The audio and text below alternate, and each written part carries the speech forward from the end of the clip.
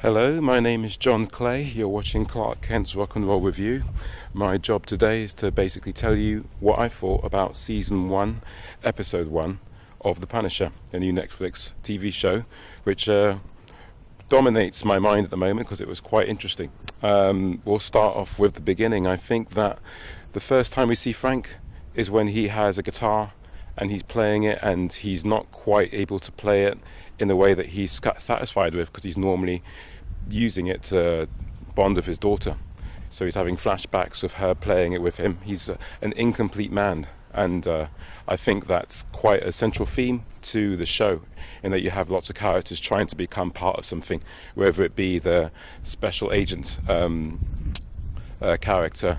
I've forgotten her name, but she's trying to crack a case and she's not really part of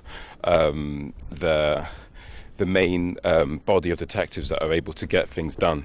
If we're looking at Donnie, the person who was working on the construction site with Frank Castle, he wants to become part of the gang that dominates that arena, and in doing so he unwittingly becomes the catalyst for Frank to get back into action. The show did remind me of old school Incredible Hulk, where you have Bill Bixby, who plays Bruce Banner, going from town to town under different aliases, trying to keep a lid on things, trying not to lose control, but inevitably the social justice warrior that he is comes out to play.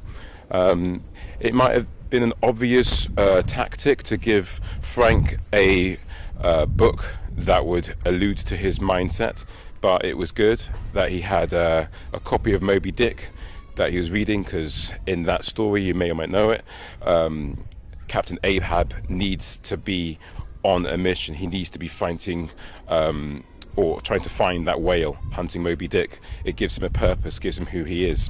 And Frank's old war buddy is trying to tell him when he, turns up to that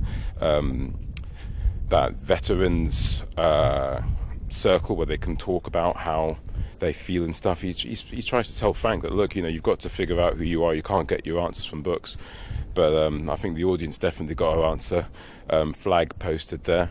Other things that I have to say. Let's see. I think that could be it. There was a book called The Crack Up, written by F. Scott Fitzgerald, which was in Frank's hands. And I'm not sure how that relates to Frank Castle, the Punisher. But hey, maybe you can put it in a comment and tell me.